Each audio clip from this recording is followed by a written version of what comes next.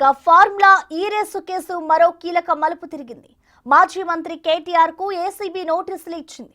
ఈ నెల 28న విచారణకు హాజరు కావాలని ఏసీబీ అధికారులు ఆదేశించారు. అయితే విదేశీ పర్యటనల కారణంగా తాను హాజరు కాలేడని సమాధానం చెప్పారు కేటీఆర్.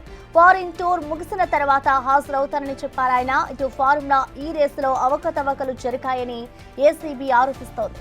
అనుమతులు లేకుండానే గత ప్రభుత్వం విదేశీ సంస్థకు 55 కోట్ల రూపాయలు చెల్లించిందని కేసు నమోదు చేసింది. ఇదే కేసులో నిధులు మళ్లింపు కోణంలో భాగంగా ఈడీ మరో కేసు నమోదు చేసింది.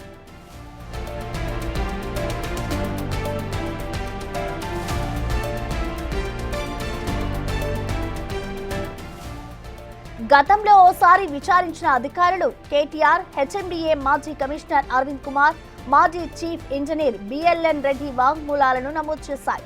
కేటీఆర్ గతంలో విచారణకు వెళ్లిన టైంలో పెద్ద డ్రామా కూడా జరిగింది. తన లాయర్ను కూడా తనతో పాటు విచారణకు అనుమతించాలని కోరారు కేటీఆర్. కానీ అధికారులు ఒప్పుకోకపోవడంతో డ్రామా నడిచింది. ఇప్పుడు మళ్లీ ఇదే కేసులో అధికారులు కేటీఆర్ కు నోటీసులు పంపారు.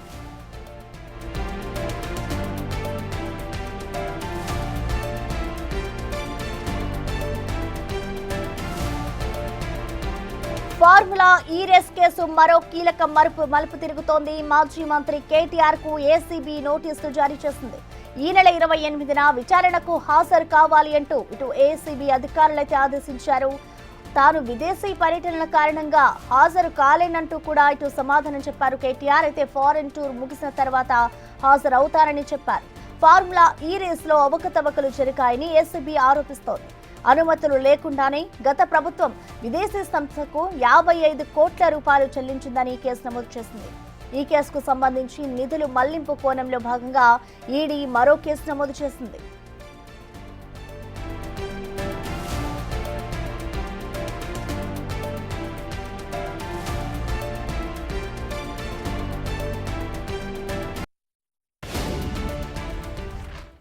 దీనిపై పూర్తి సమాచారాన్ని మా ప్రతినిధి సాగర్ లైవ్ ద్వారా అందిస్తారు. సాగర్, మనం చూస్తున్నాం ఇటు ఏసీబీ అధికారులు ఈ ఫార్ములా కేసు రేస్ కు సంబంధించి అయితే ఇప్పటికే కేటీఆర్ కు నోటీసులు జారీ చేశారు. కానీ ఆయన మాత్రం నిన్న హాజరు కాలేను అంటూ చెప్పుకొస్తున్నారు. సో కేటీఆర్ చెప్పిన దానికి ఇటు అధికారులు టైం గడువు ఇస్తున్నారనుకోవచ్చా, లేదంటే ఏదైనా జరిగే అవకాశం ఉంటుందనుకోవచ్చా సాగర్?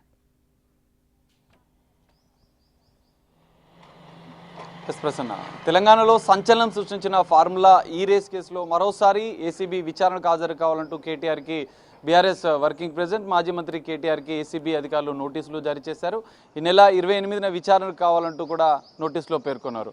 అయితే ఇప్పటికే ఫార్ములా ఈ రేస్ కేసులో తాను అంటే విదేశీ పర్యటనలో ఉన్న నేపథ్యంలో మరో రోజు విచారణకు హాజరవుతానని చెప్పి కూడా కేటీఆర్ ఏసీబీ అధికారులకు లేఖ రాసినట్లుగా కూడా తెలుస్తుంది. 2024 ఫిబ్రవరి 10న ఈ ఫార్ములా ఈ రేస్ కేసుకు సంబంధించినటువంటి ఈ రేస్ నిర్వహణకు సంబంధించినటువంటి దాదాపు 55 కోట్లు ఆర్బీఐ నిబంధనలకు విరుద్ధంగా ఫార్ములా ఈ రేస్కి సంబంధించినటువంటి కంపెనీలకు విదేశీ కంపెనీలకు అక్రమంగా బదలాయించారన్న అంశంపైన ఏసీబీ కేసు నమోదు చేసింది. ఇప్పటికే ఈ కేసులో హెచ్ఎండిఏ మాజీ కమిషనర్ అరవింద్ కుమార్ను కూడా విచారించింది. దీంతో పాటుగా చీఫ్ ఇంజనీర్ బిఎల్ఎన్ రెడ్డిలను కూడా విచారించింది. అయితే వారి విచారణలో కేటీఆర్ ఆదేశాల మేరకే, అప్పటి ఐటీ మంత్రి కేటీఆర్ ఆదేశాల మేరకే ఈ చెల్లింపులు జరిగాయని చెప్పి వారు విచారణలో పేర్కొన్న నేపథ్యంలో గతంలో బహిరంగంగానే కేటీఆర్ కూడా ఈ ఫార్ములా ఈ రేస్కి సంబంధించిన నిధుల బదలాయింపు తానే చేశానని చెప్పి కూడా ఆయన బహిరంగంగా కూడా చెప్పారు. సో ఈ కేసులో కేటీఆర్ని మరోసారి విచారించిన అనంతరం కూడా ఏసీబీ కొన్ని కీలక అంశాలు, ఇందులో కేటీఆర్ పాత్ర,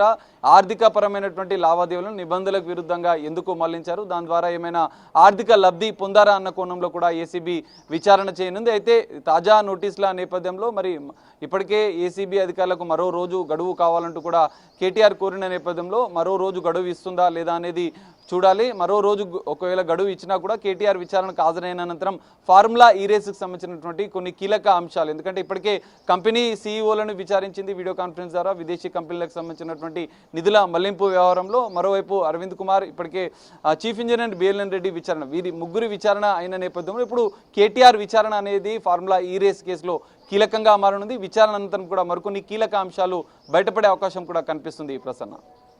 రైట్ సాగర్, థ్యాంక్ యూ.